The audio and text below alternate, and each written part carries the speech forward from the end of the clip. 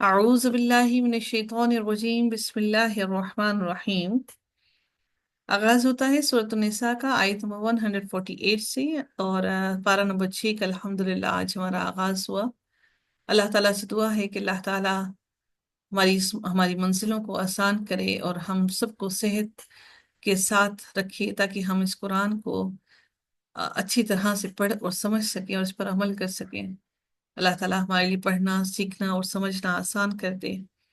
آغاز کرتے ہیں اس کو۔ لا يحب اللہ الجہر بالسوء من القول الا من ظلم۔ اللہ تعالیٰ ارشاد فرماتے ہیں کہ اللہ تعالیٰ برائی کی بات کے ساتھ آواز بلند کرنا پسند نہیں کرتا، الا من ظلم، مگر جس پر ظلم کیا گیا ہو۔ اگر اس آیت کا شان نزول دیکھیں تو حناد بن سری نے روایت کیا ہے کہ یہ آیت یعنی یہ جو آیت ہے یعنی اللہ تعالیٰ برائی کی بات کے ساتھ آواز بلند کرنا پسند نہیں کرتا مگر جس پر ظلم کیا گیا ہو۔ ایک شخص نے دوسرے کو اپنے ہاں مہمان رکھا لیکن صحیح طور پر اس کی مہمان نوازی کا حق ادا نہ کیا۔ اس نے وہاں سے آنے کے بعد لوگوں سے کہنا شروع کیا کہ میں فلاں صاحب کا مہمان ہوا، لیکن اس نے مہمانداری کا حق ادا نہیں کیا۔ اس طرح اس شخص نے برائی کا اظہار کیا، لیکن یہ شخص مظلوم تھا، اس لیے اللہ تعالیٰ نے فرمایا الا من ظلم سے اس کے اظہار کی اجازت دی گئی ہے۔ تو اللہ تعالیٰ نے اس بات کو، کسی کی بدگوئی کو کرنا پسند نہیں کیا کہ آپ کسی کی برائی کریں، بدگوئی کریں، کسی کی بری بات کہیں۔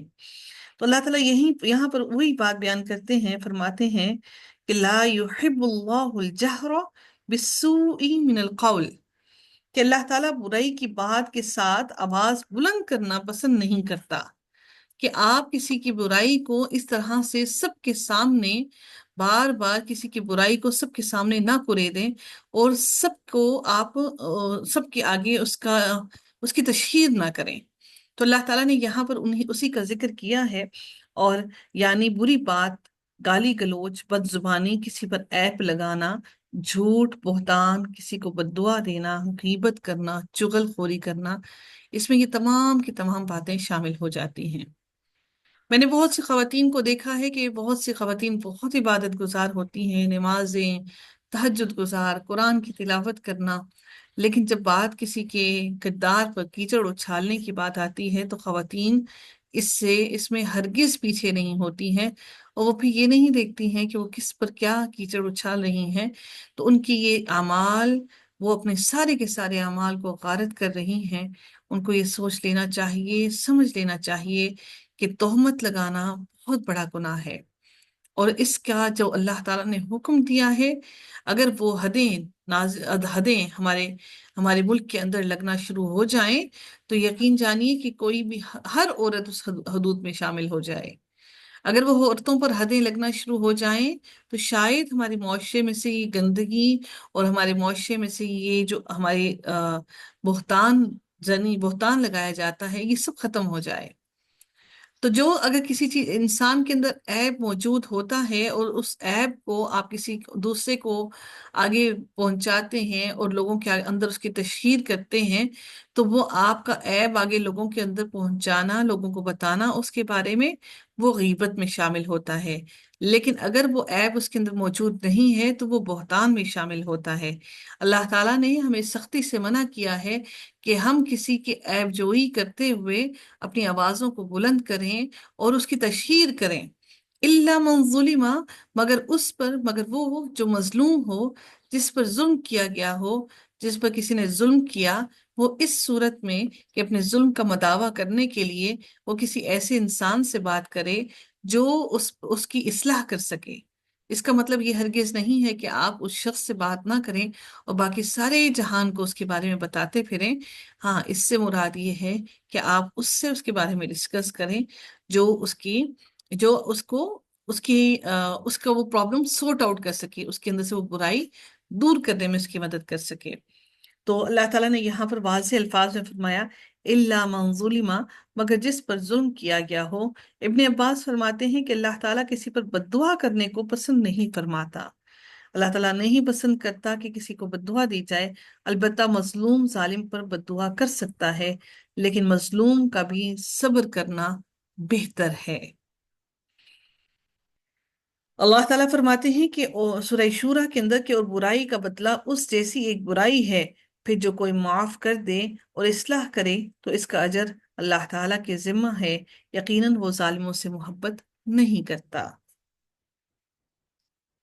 अल्लाह ताला ने मजलूम को फरमा दिया, अल्लाह ताला ने सूरह शूरा में फरमाया मजलूम के लिए कि जो शख्स अपने ऊपर जुल्म होने के बाद बदला ले, तो यही लोग हैं जिन पर कोई इल्जाम नहीं है। यानी उस पर कोई पूछ नहीं है।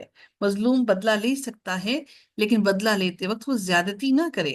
नबी कम सल्लल्लाहु अलैहि वसल्लम ने इरशाद फरमाया कि जब दो आदमी आपस में गाली गलौज करें तो गुनाह इब्तदा करने वाले पर ही होगा, जब तक कि मजलूम हद से ना बढ़े, यानी ज्यादती ना करे। अल्लाह ताला आगे इरशाद फरमाते हैं आयत के अगले हिस्से में, वकान अल्लाहु समीअन अलीमा, और अल्लाह ताला हमेशा से सब कुछ सुनने वाला और सब कुछ जानने वाला है।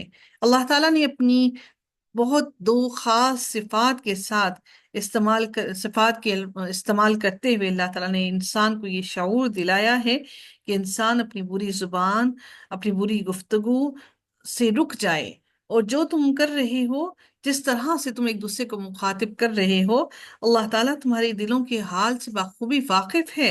वो जानता है कि तुम्हारे दिलों के हाल क्या है और तुम किस नीयत से किसी को पुकार रहे हो, और तुम्हारे दिलों के अंदर क्या बात छुपी हुई है। सैयदना अबू हुरैरा से रवायत है कि नबी करीम सल्लल्लाहु अलैहि वसल्लम के पास एक शख्स आया। उसने अपने हमसाये की शिकायत की। आप सल्लल्लाहु अलैहि वसल्लम ने फरमाया, जाओ और सब्र करो। उसने ऐसा ही किया।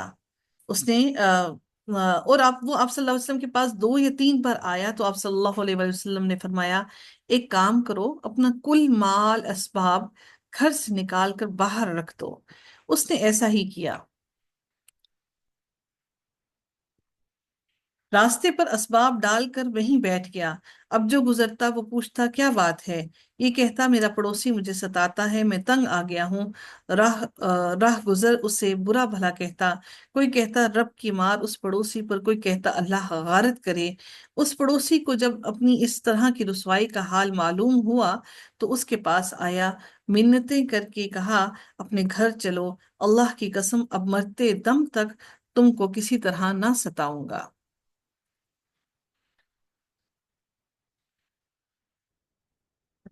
अगली आयत में अल्लाह ताला इरशाद फरमाते हैं, इन तुब्दु खैरन औ तुख्फूहु औ तअफू अन सूइन फइन्नल्लाह कान अफुवन कदीरा। अल्लाह ताला फरमाते हैं इस आयत के अंदर कि अगर तुम नेकी ऐलानिया करो और उसे उसे छुपाओ या किसी बुराई से दरगुजर करो। इस आयत से पहले ये वाज़ेह किया गया है कि बुराई का इजहार करना अच्छा नहीं है, और यहाँ ईमान वालों को अल्लाह ताला इमादा कर रहे हैं कि भलाई के लिए कोशिश करें। मुआफ कर देना और इंतकाम ना लेना भलाई है। मुआफ करने से भलाई जाहिर होगी, और मुआफ ना करोगे तो नेकी छुप जाएगी। नेकियां और माफी अल्लाह ताला के कुर्ब का जरिया है। इंसान को ये समझ लेना चाहिए कि इंसान नेकी खा जाहिर करके करे या छुपा कर करे, तुम्हें अल्लाह ताला का कुर्ब हासिल हो जाएगा और तुम अल्लाह ताला के करीब हो जाओगे। अल्लाह ताला की सिफ्त है कि वो कुदरत रखने के बावजूद माफ करता है। इसीलिए फरमाया कि अल्लाह ताला हमेशा से बहुत माफ करने वाला और पूरी उस माफ करने पर पूरी कुदरत रखने वाला है।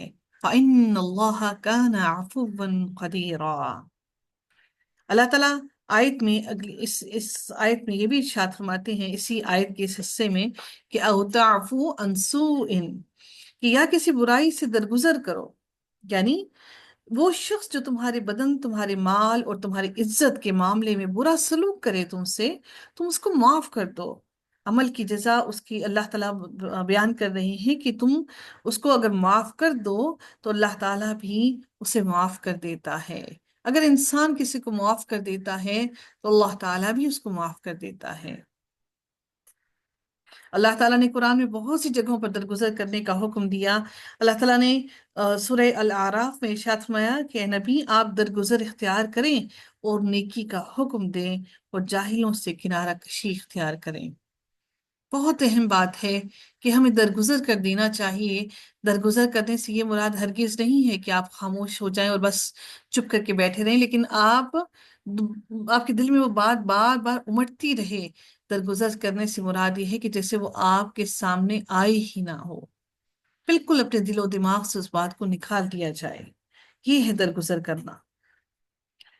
اللہ تعالیٰ اسی طرح سورہ نحل میں بھی ارشاد فرماتے ہیں کہ اور اگر تم بدلہ لو تو جتنی تمہارے ساتھ زیادتی کی گئی ہے اسی قدر ہی بدلہ لو، اور اگر تم صبر کرو تو یقیناً وہ صبر کرنے والوں کے لیے بہتر ہے۔ اور انسان جب صبر کرتا ہے تو اللہ تعالیٰ کا قرب حاصل کر لیتا ہے۔ اللہ تعالیٰ قرآن میں ارشاد فرماتے ہیں واللہ مع الصابرین، اور اللہ تعالیٰ صبر کرنے والوں کے ساتھ ہے۔ فَإِنَّ اللَّهَ كَانَ عَفُوًّا قَدِيرًا، تو بلا شبہ اللہ تعالیٰ ہمیشہ سے بہت معاف کرنے والا اور پوری قدرت رکھنے والا ہے کہ وہ تمہاری تمام برائیوں کو تم سے دور کر دے اور تمہیں معاف کر دے۔ جس طرح تم معاف کرو گے کسی کی کوتاہیوں کو تو روز قیامت اللہ تعالیٰ تمہاری کوتاہیوں کو معاف کر دے گا۔ حضرت عائشہ رضی اللہ تعالیٰ عنہا فرماتی ہیں کہ میں نے نبی کریم صلی اللہ علیہ وآلہ وسلم کو اپنے حق کی خاطر انتقام لیتے ہوئے نہیں دیکھا۔ ہاں، جب کوئی شخص اللہ تعالیٰ کے حکم کی خلاف ورزی کرتا تو سب سے زیادہ غصہ آپ کو آیا کرتا تھا۔ اگر کبھی آپ کو دو باتوں میں سے ایک کا اختیار دیا گیا تو آپ نے وہ بات پسند فرمائی جو دونوں میں آسان ہوتی، بشرط یہ کہ اس میں کوئی گناہ نہ ہوتا۔ اس سے پتہ چلتا ہے کہ رسول اللہ صلی اللہ علیہ وآلہ وسلم سب سے زیادہ معاف کرنے والے تھے۔ رسول اللہ صلی اللہ علیہ وآلہ وسلم نے فرمایا کہ بندے کے معاف کر دینے سے اللہ تعالیٰ کی اس کی عزت کو بڑھا دیتا ہے، اور جو آدمی بھی اللہ تعالیٰ کی رضا کے لیے عاجزی اختیار کرتا ہے اللہ تعالیٰ اس کا درجہ بلند فرما دیتا ہے۔ ہم معلوم نہیں کون سی عزت کو اٹھائے گھومتے ہیں۔ ہم تو وہ انسان ہیں کہ جب اللہ تعالیٰ ہمیں لاچار کر دیتا ہے تو ہم تو اس پر بھی قدرت نہیں رکھتے کہ ایک گھونٹ پانی کا قطرہ اپنے منہ کے اندر ڈال سکیں۔ اللہ تعالیٰ عزت کو بلند کر دیتا ہے اس انسان کی۔ سیدنا عبداللہ بن عمر رضی اللہ تعالیٰ عنہ کہتے ہیں کہ ایک شخص رسول اللہ صلی اللہ علیہ وآلہ وسلم کے پاس آیا اور عرض کیا اللہ کے رسول، ہم خادم کو کتنی بار معاف کریں؟ آپ صلی اللہ علیہ وآلہ وسلم نے آپ صلی اللہ علیہ وسلم سن کر چپ ہو رہے، پھر اس نے اپنی بات دہرائی، آپ صلی اللہ علیہ وسلم پھر خاموش ہو گئے۔ تیسری بار جب اس نے یہ بات دہرائی تو میرے نبی نے کیا فرمایا کہ ہر دن 70 مرتبہ اپنے خادم کو معاف کر دو۔ ہر روز 70 مرتبہ اپنے خادم کو معاف کرنے کا حکم دیا گیا ہے۔ نبی اکرم صلی اللہ علیہ وآلہ وسلم نے یہ بھی فرمایا کہ تم رحم کرو تاکہ تم پر رحم کیا جائے، اور تم معاف کرو بدلے میں اللہ تعالیٰ تمہیں معاف کرے گا۔ کتنی چھوٹی سی آیت لگتی ہے لیکن یہ آیت کتنی گہرائی والی ہے۔ اس لیے اپنے دلوں کے اندر معاف کرنے کی طاقت لائیے، اپنے دلوں کو درگزر کرنے والا بنائیے، اپنے دلوں کو اللہ تعالیٰ سے جوڑیے۔ ہماری عزت کچھ بھی نہیں، ہمارا نام کچھ بھی نہیں، ہم صرف اور صرف خاک ہیں، ہم میں کوئی طاقت نہیں۔ رب کائنات اگلی آیت میں ارشاد فرماتے ہیں ان الذین یکفرون باللہ ورسلہ ویریدون ان یفرقوا بین اللہ تعالیٰ ارشاد فرماتے ہیں اس آیت کے اندر کہ یقیناً جو لوگ اللہ تعالیٰ اور اس کے رسولوں کے ساتھ کفر کرتے ہیں، جو اللہ تعالیٰ اور اس کے رسولوں کے ساتھ کفر کرتے ہیں، اللہ تعالیٰ یہودیوں اور عیسائیوں کو ڈرا رہے ہیں جو اللہ تعالیٰ اور اس کے رسول سے کفر کرتے ہیں۔ اللہ تعالیٰ پھر فرماتے ہیں وَيُرِيدُونَ أَن يُفَرِّقُوا بَيْنَ اللَّهِ، اللہ تعالیٰ فرماتے ہیں کہ اور وہ ارادہ رکھتے ہیں کہ اللہ تعالیٰ اور اس کے رسولوں کے درمیان فرق کریں۔ اللہ تعالیٰ اور اس کے رسولوں کے درمیان فرق کرنے سے مراد یہ ہے کہ اللہ تعالیٰ کو ماننا اور اس کے رسولوں کو نہ ماننا۔ اللہ تعالیٰ کو ماننا اور اس کے رسولوں کو ماننا اور کسی کو نہ ماننا، یہ سب تفریق ہے۔ یعنی کہ آپ کسی ایک رسول کو مانیں اور اللہ کے کچھ رسولوں کو نہ مانیں، اس کا مطلب یہ ہے کہ نعوذ باللہ آپ اللہ تعالیٰ کو جھٹلا رہی ہیں۔ اللہ تعالیٰ پھر مزید فرماتے ہیں کہ وَيَقُولُونَ نُؤْمِنُ بِبَعْضٍ وَنَكْفُرُ بِبَعْضٍ، اور وہ کہتے ہیں کہ ہم کسی پر ایمان لاتے ہیں اور کسی کا کفر کرتے ہیں۔